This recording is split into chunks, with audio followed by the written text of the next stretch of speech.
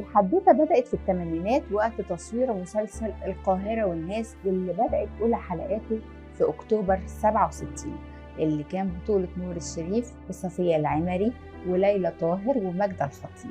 في الحلقة ال11 رشح المخرج محمد فاضل بوسي تعمل دور صغير، تقريبا حلقتين بس في المسلسل، ورشحها تعمل دور صاحبة أخت بطل المسلسل اللي بتحبه حب من طرف واحد. بوسي في الوقت ده كانت صغيرة جدا، بنت في الثانوية العامة عندها 15 سنة. اتقابلوا بوسي ونور الشريف في البروفا، وكانت أول مرة يتقابلوا على الحقيقة، وأول ما شافها أعجب بيها وحس إنها دي اللي تنفع زوجة ليه. هي دي اللي تصلح زوجة ليه من الأول كده، مش معاكسة ولا بتاع. أنا تخيلت إن دي تصلح زوجة ولسه صغيرة، أخدها ربيها على مزاجي يعني.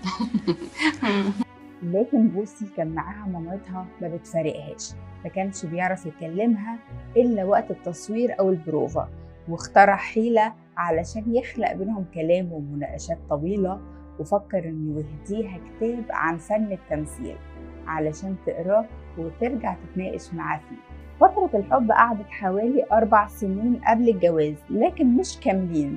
قعدوا سنتين في الأول في ارتباط عاطفي، لكن سابته بشكل مفاجئ. كانت قلقانة من معجباته، وكانت خايفة تكون واحدة ضمن أخريات.